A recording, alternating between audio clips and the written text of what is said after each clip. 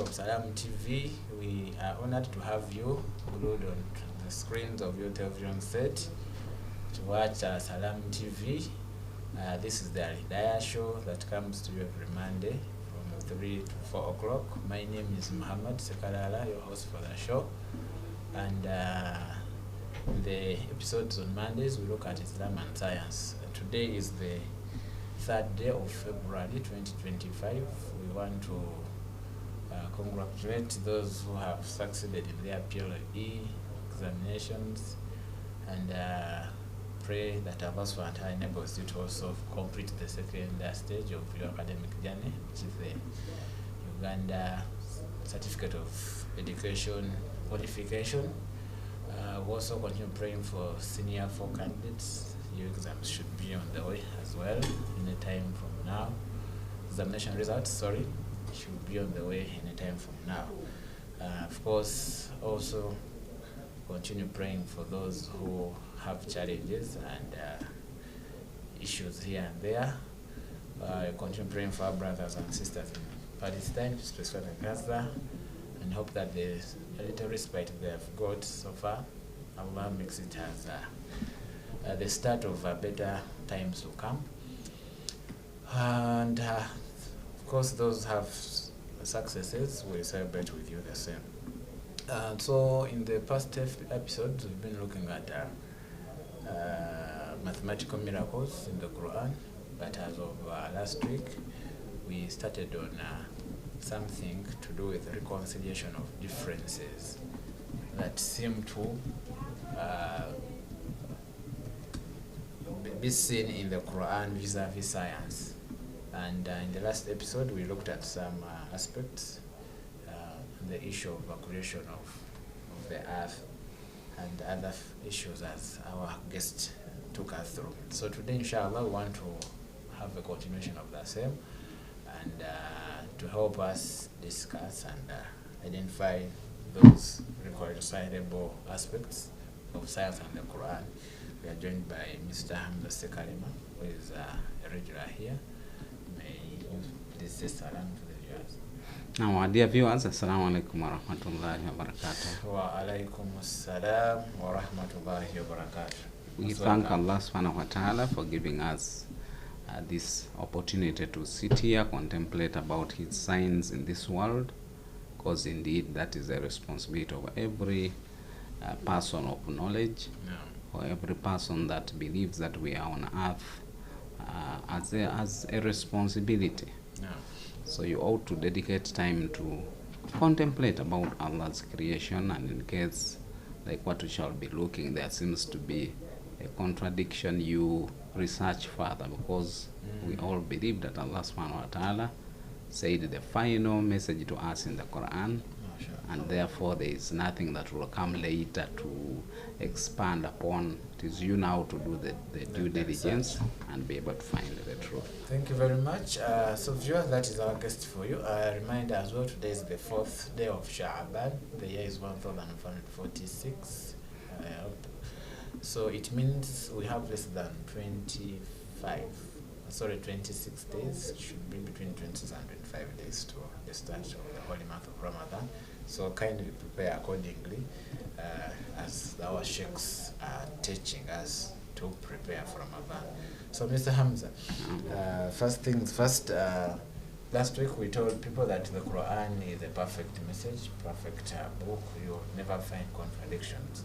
But now we started on something to do with what would seem to appear a contradiction. Yes. So today, what do you want us to start with in terms of contradiction? So just as a recap for our viewers that may not have been around last week, remember we said that among the principles of understanding Islam, we do have a principle that guides us regarding issues of science. Because science is a major knowledge area that has a lot of influence on human civilization. And any religion that will collide with a force as large as science and fail to reconcile will definitely be blown off the face of the earth. And indeed, many have had that problem, because science works with what we see, essentially. Yes. So you cannot argue against what a person has seen. Yes. So therefore, for us as Muslims, we do believe that there has never been any contradiction between Islam, which is primarily the Quran, and some of the statements of the Prophet, and science. But in the event that we do have what appears to be a contradiction, we stated the principle. Okay. We said once I have a clear fact in science and something within the Islamic text that is not direct, an interpretation, we consider the science. Science, yes. Then opposite, in case we have something that is still under conjecture among the scientists, but it is a clear statement within the Islamic text, we consider the Islamic text, we disregard the positions of the scientists. In case we have clear this side and clear this side all confirmed and they seem to contradict, we now go for interpretation. It means there is an issue of language, there is an issue of whatever Allah may have considered, but the statement will still carry the same meaning. So using that kind of logic and that kind of guidance, we look at statements that seem to contradict what we know today as modern science, or some of them appeared to contradict some time back. The scientists later went back and found that actually the Quran is indeed the true one. Okay. Now in Surah to the 23 is Surah Al-Mu'minun. Yes, please. Now in Surah Al-Mu'minun, Allah subhanahu wa ta'ala talks of the stages of growth for the human being. So that is Al-Mu'minun 23, with verses starting from 12 up to 14. Yes. Now 23, 12 up to 14. Yes. That's the sequence of verses where Allah subhanahu wa ta'ala starts by saying, "Ba'udhu billahi minash shaitanir rajim, wa laqad khalaqnal insana min sulalatin min tin." Yes. So in that case, Allah is talking of Adam, because it is Adam that was created from clay. From color, yes. Then he says, "Thumma ja'alnahu nutfatan fi qararin makin." Then he goes ahead and tells us that after the creation of the Adam, the later generations of human beings did not come through the same process as Adam. For us, we come from the merger between the female of the human being and the male, and we start our journey as a drop of sperm in a secure place. So in that case, after fertilization, there is really no shape that you can talk about. Then the next verse is the one that talks of the shapes that a person may want to try and argue against. So the first one is saying, "Thumma khalaqna nutfata." Remember, we started with nutfa. So nutfa is just a small drop, so it does not really have any shape worthy of mention. Yes. But the next verse, the 14th one, tends to mention some shapes. So "Thumma khalaqna nutfatan alaqa." Okay. Now in that case, we talk of that word alaqa, which is like a lump of flesh. So a person may think, what is meant by a lump? Meant by a lamp. A lump of flesh. Okay. Yeah. فَخَلَقْنَا الْعَلَقَةَ مُضْغَةً. Munduga. Now. And after having this lump of flesh, he again goes ahead and develops it into the next shape. So Allah talks in a series. The next interesting part is that after this initial material is created, Allah talks of turning it into bones, where he says, فَخَلَقْنَا الْمُضْغَةَ عِظَامًا. Then he says, فَكَسَوْنَا الْعِظَامَ لَحْمًا. Now, for many years, the scientists were arguing and saying, no, this order is not correct. So for them, they were thinking that as the embryo develops, the bones grow within the flesh. Okay. Meaning you have the general flesh, then the bones now expand slowly and generate the necessary shape.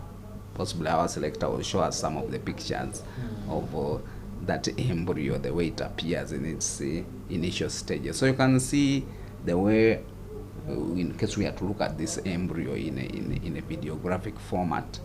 If Allah talks of descriptions such as a piece of flesh and all the others that we have seen, you can see that they tally with this shape. You really don't have any other word that you can use to define something like that. Exactly. It's not a circle, it's not but it is there, it is some shape.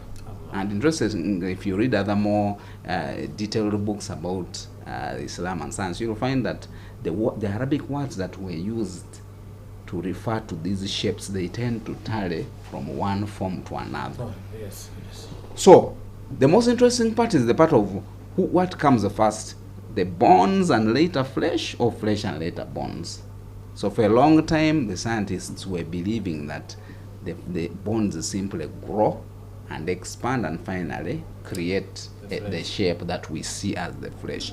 But Allah subhanahu wa ta'ala says He turns the mudghah, which is the piece of flesh, into bones. He says idhama. Then He adds very definitely fakasawna al-idhama lahma. So He says then we clothe these bones with flesh. And later, after some more detailed research, they actually came to that conclusion that indeed the bones form first, then the flesh comes and fills the bones. Because just like any other construction, you don't build the house, then you begin putting in pillars with the house already there. No, you create the structure, the skeleton, then you clothe the skeleton. It's the natural form of construction that we know. So therefore, in that case, we have seen that although the scientists were originally thinking that this kind of narration is not actually accurate, just going back and looking at it in a more closer sense, following the narration in the Quran, they later found that there's actually no contradiction. So like we said, once we find that there appears to be a contradiction between two definite statements, one from science and one from Quran, we simply have to go back and look closer, because the Quran does not have any statement that would essentially contradict science. So that is regarding the issue of Actually, embryo. that same pattern is also repeated in the, I think, fourth or fifth hadith of the Arba'una Nawawi. Exactly. Yes, this information. When the Prophet is giving us the stages, in that case He gives them in terms of 40 days, 40 days, 40 days, and it shows how we actually come into existence as human beings. And these are some of the things that show us that it's very difficult for one to explain that those kinds of complicated processes of conception and cell division and etc., that they are just issues of chance, that by some chance these processes came into being because the environment outside was hot, and it is, you can see that there is no way we can allow ourselves to degrade ourselves to that level. So that is one scenario where we find what is appearing as a contradiction, but on further digging you find that actually the Quran is the better version, and we shift, because for us in science, once the truth comes out, we are driven by logic. Wow. So should logic prevail, we don't insist, like I think politicians tend to even want to defy logic, and in the end they create a lot of chaos. Now the next thing that appears to be a contradiction is the issue of the sun setting into a pool. Because in the Surah Al-Kahf, chapter 18, Allah subhanahu wa ta'ala narrates to us a story about Dhul-Qarnayn. Okay, he wasn't a prophet. Now, Dhul-Qarnayn was how do we refer to him? He wasn't really a prophet, but he was a great man. Let's just summarize it as that. Yes, because I don't think he's also in the list of messengers. Now, Dhul-Qarnayn is a man that traveled, and when Allah is explaining to us his travels, Yes. he says, Hatta idha balaga maghriba shamsi wajadaha taghrubu fi aynin hamia. Now in this verse, Allah subhanahu wa ta'ala is saying, when Dhul-Qarnayn moved around, he reached a point where the sun was setting. And actually the ones who translate into English, they add the word appeared. So they say, which appeared to be setting in some murky spring, meaning water that is not very clear. Now, for the scientist understanding, we all know that the sun does not set anywhere on Earth. Primarily, it is totally off. It is very many kilometers away. So you do not want to claim that it sets. Possibly our selector can show us a picture of the sun setting into a water body, and we see if there is any other way that you can explain to the human beings what is happening. Because we should remember that the Quran, like we agreed last time, is not some science book that is listing a bunch of scientific facts. No, the Quran is primarily a guide to all mankind. But to do that guiding, Allah subhanahu wa ta'ala tells us stories and requires us to contemplate about those stories. So in that case, therefore, we should be able to see, if I have a picture of the sun setting into a lake, Yes. how do I narrate it to a common man? Because the Quran is supposed to guide that Arab who was in the desert Plus the 14 centuries ago, the scholar of plus today's human beings that have telescopes. They are mega telescopes that see. You see a picture like that. If you were asked to describe what is going on, what would you really say? You would simply say the sun is setting into the lake as an issue of language and communication, because ultimately you have to describe. Yes. And you're not going to say, no, it's not setting into that lake. You see, that sun is very far off. That one is really a waste of time. You simply say, the sun appears to be setting into the lake, and you are done. So therefore, in that case, we can't look at that as a contradiction, that the Quran is actually talking of the sun setting into some murky water. The sun cannot even fit in the murky water. No, we are talking of what is visible to the human being that is actually seeing what is going on. And we should remember also that when Allah subhanahu wa ta'ala was answering these questions were actually posed by some Jews. Now the Jews, because they were the first people to receive revelation, had information that the Arabs never had any chance of ever being able to access. One of them was the story of Dhul-Qarnayn, the man who traveled from the east to the west. The next story was the story of the Ashabul Kahf, the people that went into the cave. Yes. Now those stories had never been narrated to the Arabs at all. There were stories that were known only to the Jews, and they would only narrate them, I think, in their circles of scholars, not even part of public discourse within the streets or etc.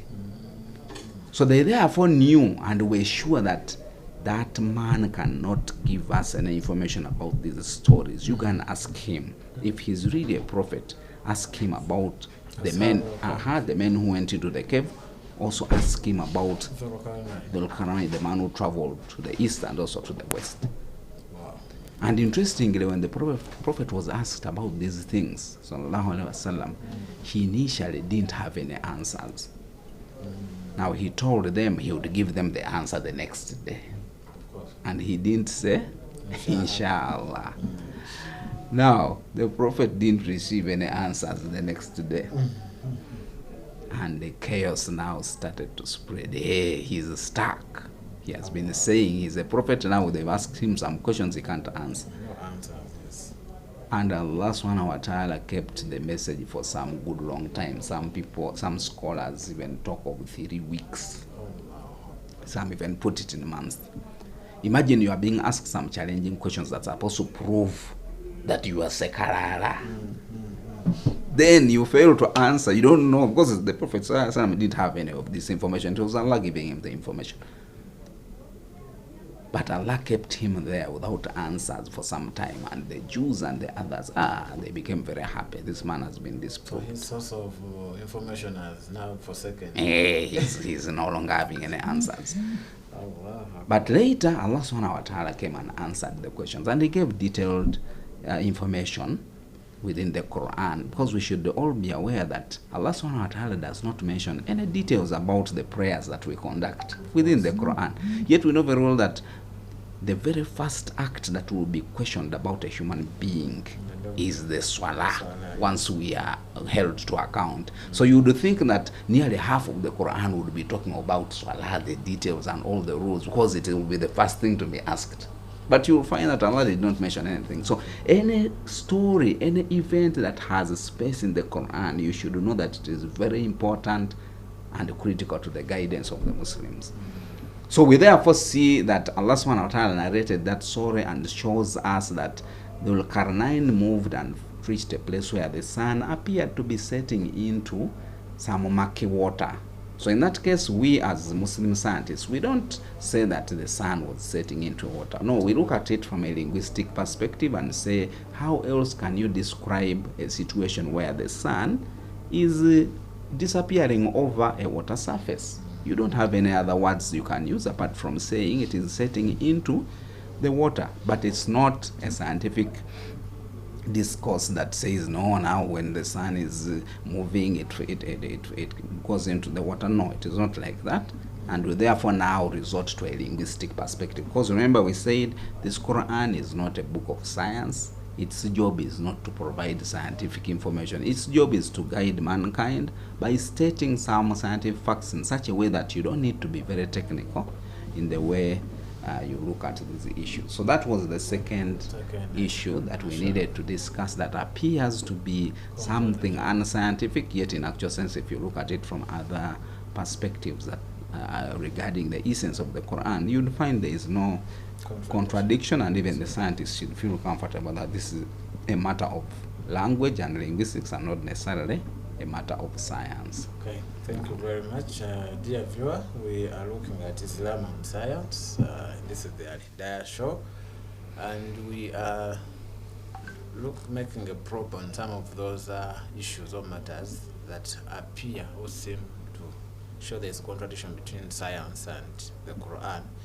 And we've just concluded on the note that the Quran mentions the sun as setting into water, but our guest here has shown us that usually the interpretation of things can be based on what is visible to the person who is present at the time, and then of course the technical. I think one other thing I get from there is most of the things or terminologies we use have got two forms of definitions. Exactly. There's the literal or linguistic definition, what is called the common man's understanding, as well as the scientific and technical. And I think you see that most of the writings, they begin with the linguistic, literal. Because it's the one that applies to anyone that reads. Okay, thank you very much. So viewer, we hope you're following, and we are going to be taking a very short break, after which we shall be continuing with other aspects that show that we need to reconcile Quran and science.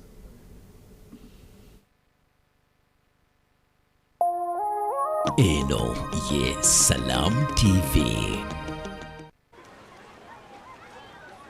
Lillian! Lily flower! Osmosi. Sirabasi obulungi. Power bank y'omutima gwange. Kasukali mu mata gange. Nsanyusa okulaba. Lero tugulireyo ku chicken. No problem. Mulye buli kye mwagala. Nakoze dda order. Meka? 12. 12.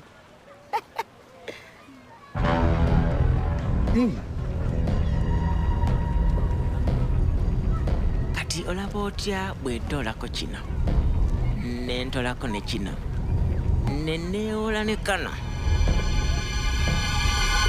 Kati ziba mekaawo. Sente bwe ziba tezikumala teweetawaanya, weesootinge ne MTN Momo. Kozesa Momo app oba nyiga start 165*5 oyongereko ne Momo Advance osasule.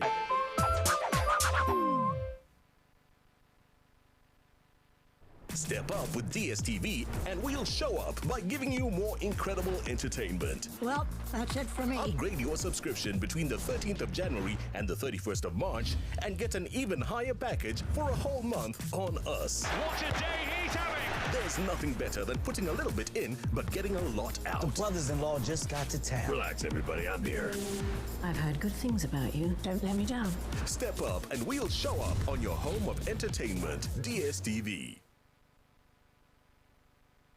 Katakwi district in eastern Uganda faces critical challenges including limited education and healthcare facilities, scarce drinking water and severe drought hindering agriculture. Access to places of worship is also a major gap. Salam Charity calls on everyone to support the Muslims of Katakwi and the entire community through education, health services, clean water and better opportunities. Together, we can bring hope and lasting change. Join us in making a difference. Every contribution counts. Contact us today to support Katakwi. For more information, call 0776 444 220 or 0701 555 000.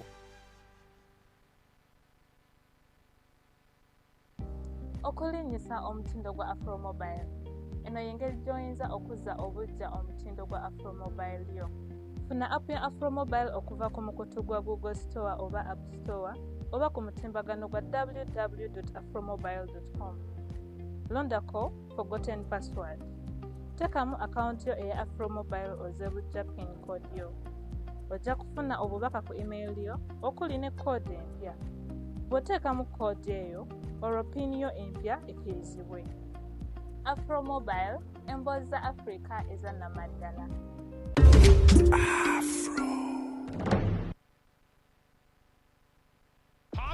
Say hello to Kevin. He is just beyond words. Your ultimate BFF for football nights. He is the man that you just cannot silence. Oh, it's another classic. Kevin, what's your secret to always being this happy? Easy. It's Go TV Super Plus. Well, there you have it. Upgrade like Kevin and enjoy more for less. Go TV Super Plus, now at a reduced price. Level up your entertainment and savings. Go TV, love it. Eno ye Salam TV.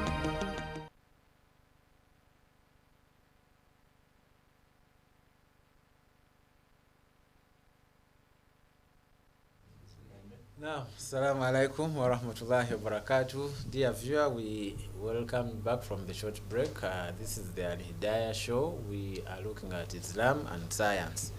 Before waiting for the break, we told you that in normal circumstances, or ideally, the Quran should perfectly be in tandem with all scientific information and research. But there seem to be cases where there seems to be a contradiction, and in the few episodes we are looking at of late, we want to show you that indeed there shouldn't be contradiction. It is a question of interpretation or a question of detailed research for you to iron out the differences. But remember, our guest has told us that normally there are two ways of viewing things. If science has matters that appear to be more logical than the Quran, then we have to adopt them and then see how we appreciate the message of the Quran better. And then where the Quran is explicit and explains matters in detail, then we just have to conclude that the Quran is a perfect message of Allah subhanahu wa ta'ala. So Mr. Hamza, before we went in for the break, we had talked about the creation of Adam alayhi salam, as well as the concept of the setting of the sun, as issues that appear to share contradiction between the Quran and science. What else do we have for the viewers out there?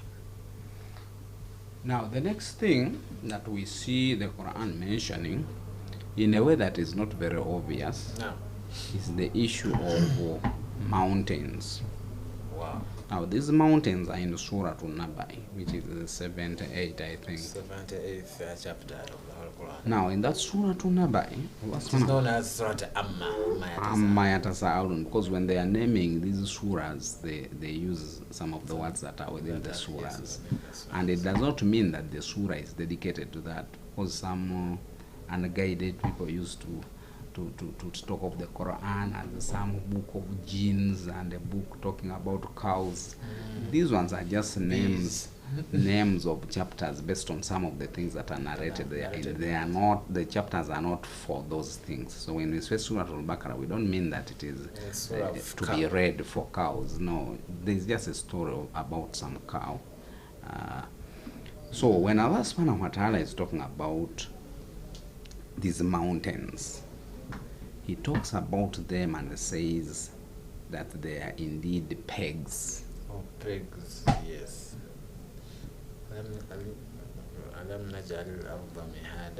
Waljibala autada. Now we have that picture there that will give us a very good understanding.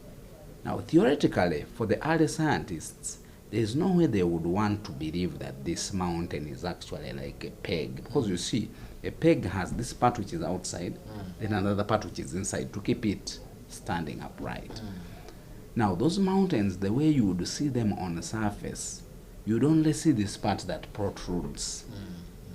So it is only after some very detailed study of the Earth's structure that the scientists later actually realized that this mountain that you see coming up with a very high rise actually has something that is even bigger, and deeper going into the ground.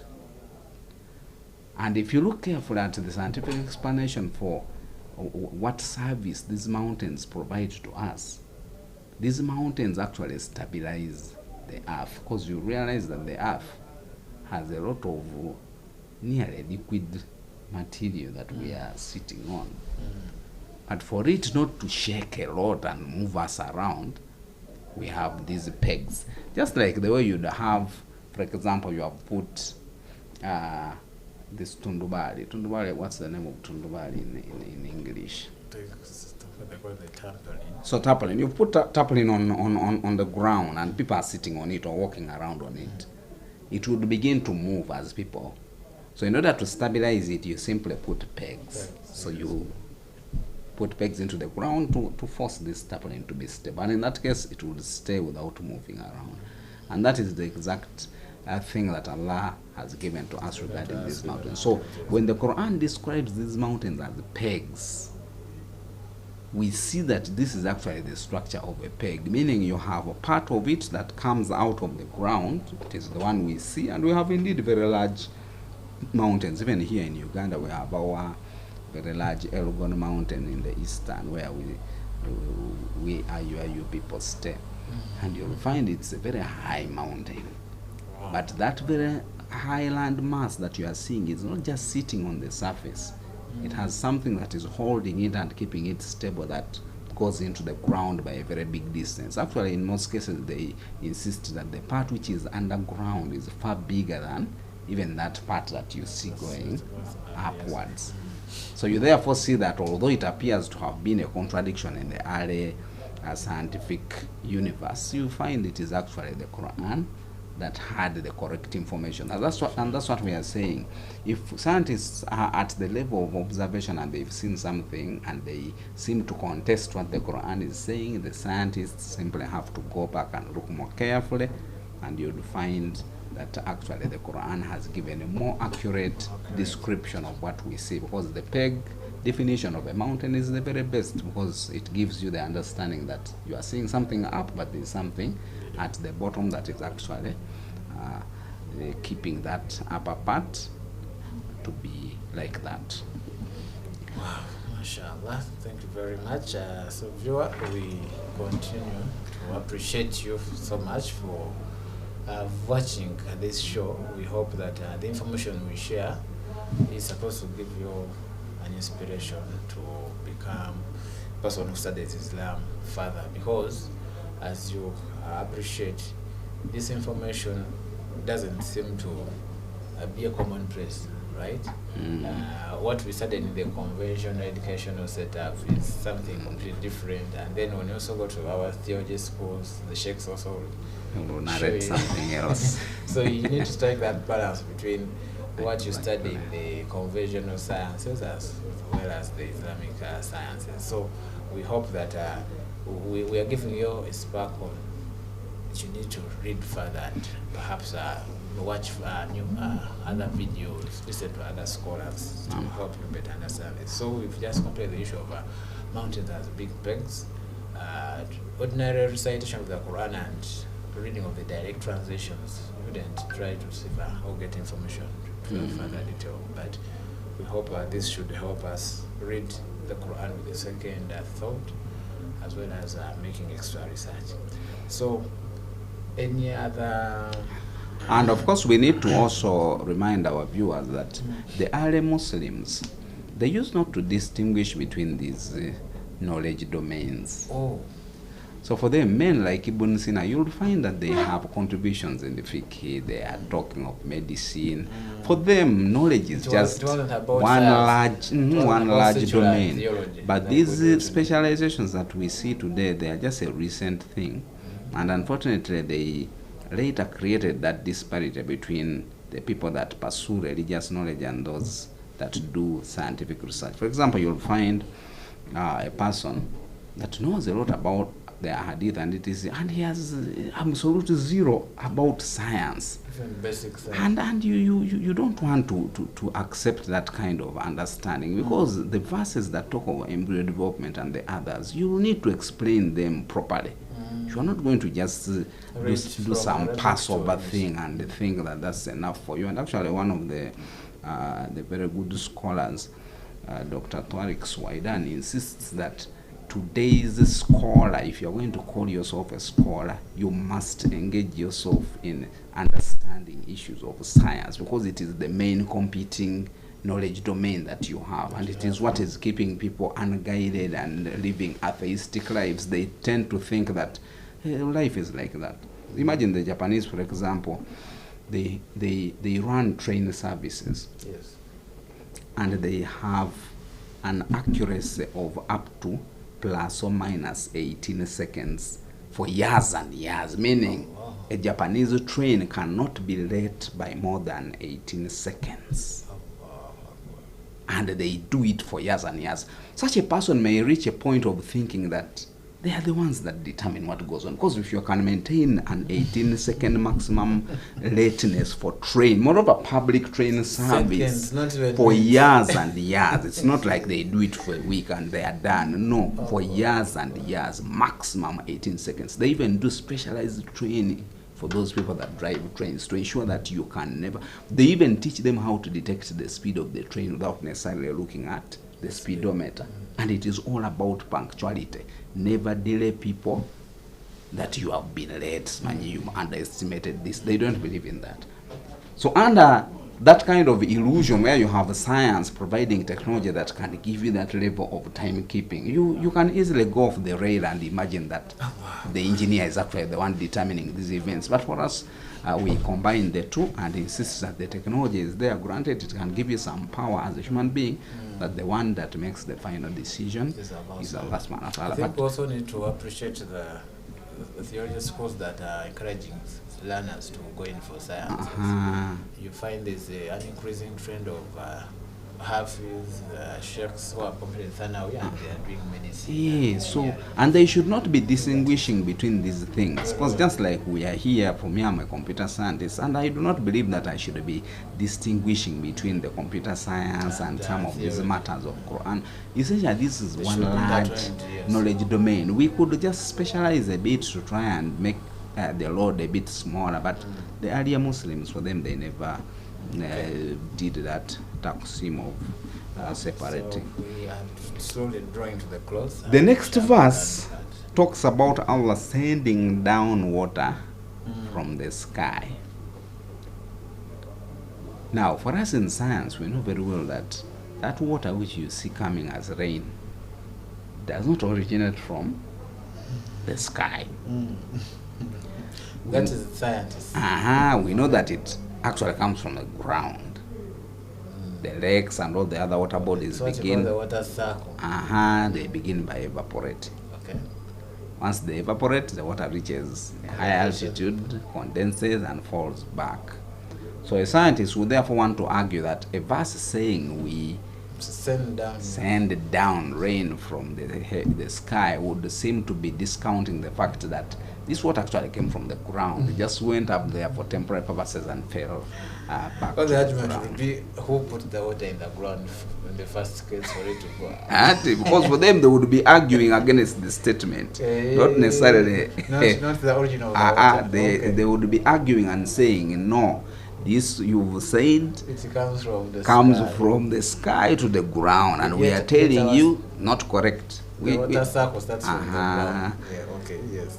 Now, the issue is we have agreed that the Quran uses a language or a linguistic format that is able to be understood by everyone, even if you are not very literate. Now, we all know that by observation, the rain comes from the sky and falls to the ground.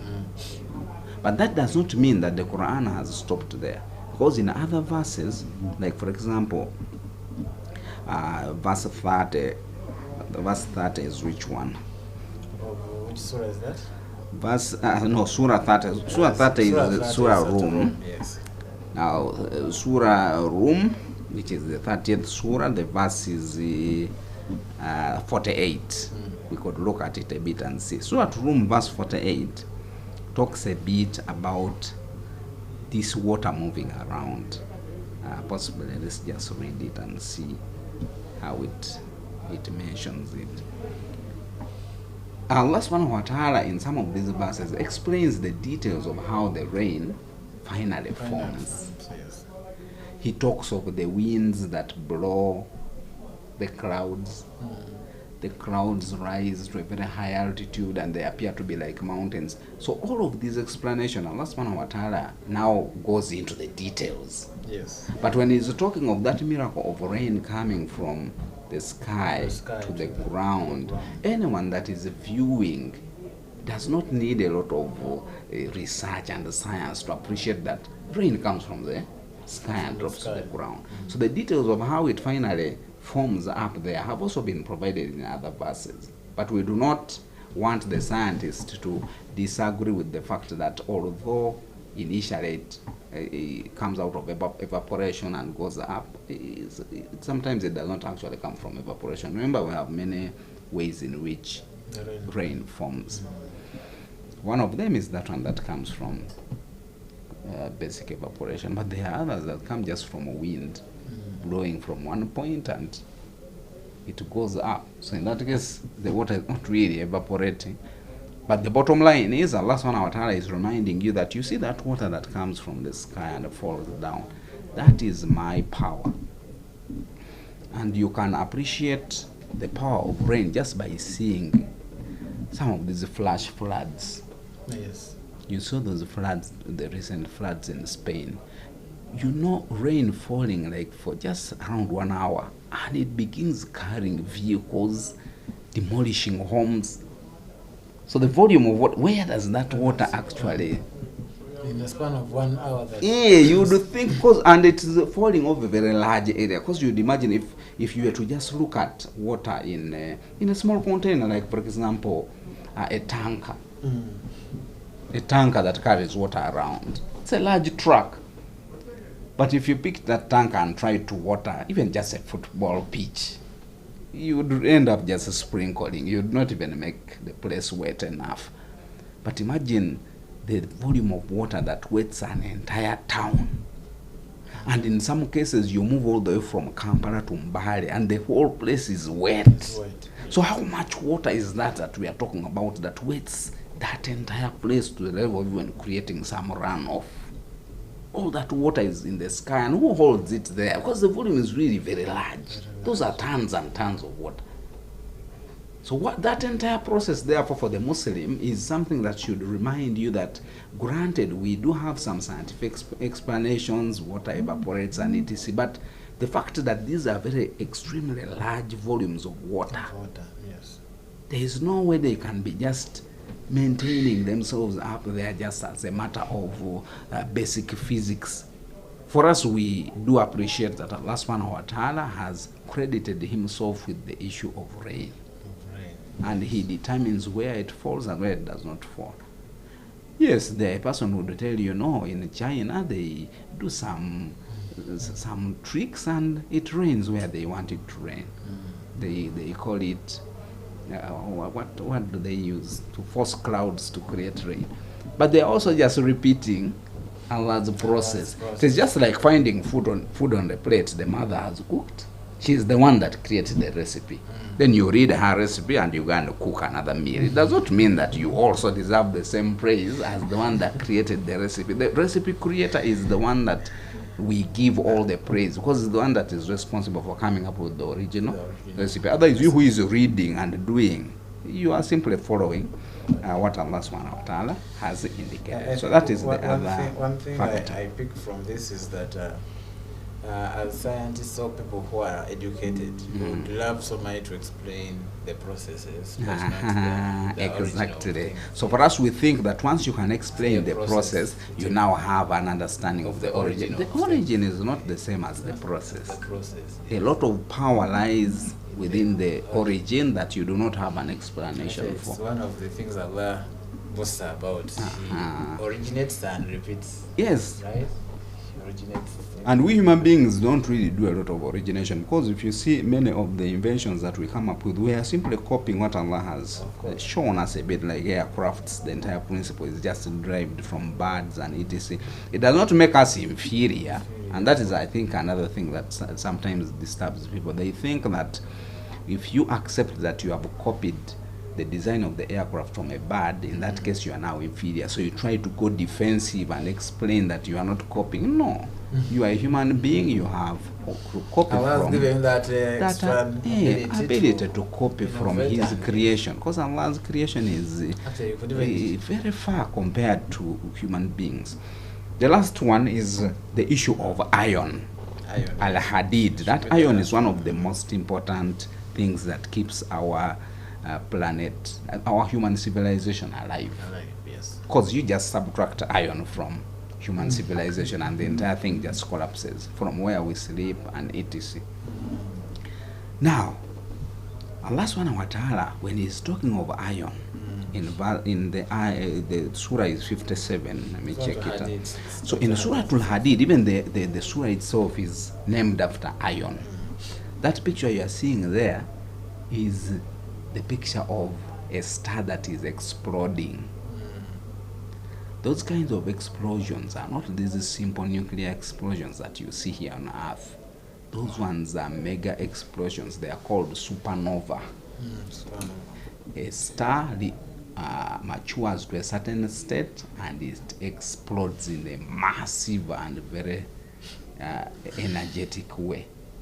And it is only through those processes that iron can form. So when Allah subhanahu wa ta'ala is talking about iron on earth, He says, wa anzalna al-hadida. So that is the verse is what? 25? 25. Wa anzalna al-hadida. What is the verse? Let me see here. It is 25. Verse is a bit big. Let me see. Wa anzalna al-hadida fihi ba'sun shadid wa manafi'u linnas. Now the verse there is saying, and we anzalna means we sent down, meaning it is initially not on earth, but Allah brings it onto the earth. Remember, we have said the only process that is so tough enough to create a material like iron is that supernova. And a planet like Earth can't do supernova. It is simply a rock and a few other things. So the only way a planet like Earth can have iron is in case it is coming through what we call meteorites, meaning those stones that come from outer space and they fall onto the Earth. They are the only ones that have the capacity to deliver iron onto the earth. Otherwise, for us on earth, we would just end up with only rocks and a few other things, and we would not have something as tough as iron. But because Allah, and moreover, when you see the way Allah talks about iron, He says, and we sent down iron with its great might. So So it is a very tough metal, that iron, and it forms the basis of all our civilization. Yes. And he says, Wamanapi will nurse. That iron is largely for human use. If you look carefully, is there any other creature that uses iron for any other purpose? There's none. There's only human beings that actually utilize iron, and it's the basis of our entire civilization. The cars, the satellites, everything that we use essentially has some element of iron within it. And when Allah is talking about iron, he talks of bringing it onto the earth. The earlier geologists were thinking that this iron is actually part of the earth. Oh, it's a mineral. They were thinking that it is just part of all these other rocks, and it is just a special rock. But Allah subhanahu wa ta'ala has chosen it out and specified that for it was brought from outside the earth. And later, when they did some further study, they found that there's no way any process on earth could come up with a material as tough as iron, and in the end they agreed. So our entire emphasis in our 2 episodes here, that I think we shall be concluding that theme of reconciliation between the Quran and science, is that the Quran is primarily not a book of science, but it is a book that guides all of us, be it scientists or non-scientists. But the scientists simply have to appreciate that some of the scientific facts that are already well known can only be explained to a lay person in the language that the Quran is using. And also, we do agree that many times the scientists were originally arguing against the Quran, but when they did a further study, they found that the Quran is actually providing the better explanation, like when we talk of the iron coming from outside and falling onto the earth. It is just the same process that they later found out that this is exactly what happens. Meteorites and other rocks have to come from outer space, and they fall onto the earth, and that is where we get our iron, which is the basis of our entire civilization. Thank you very much, dear viewer. We want to continue thanking you as well for keeping it Salam TV.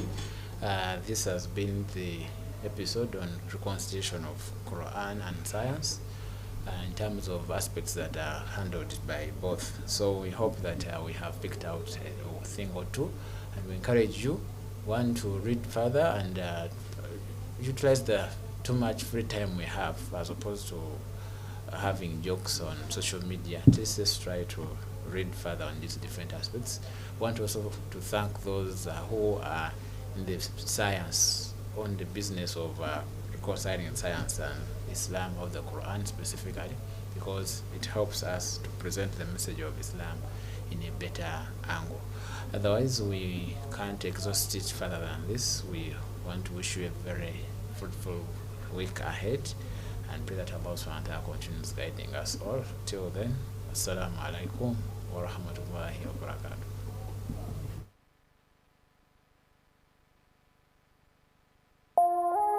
Eno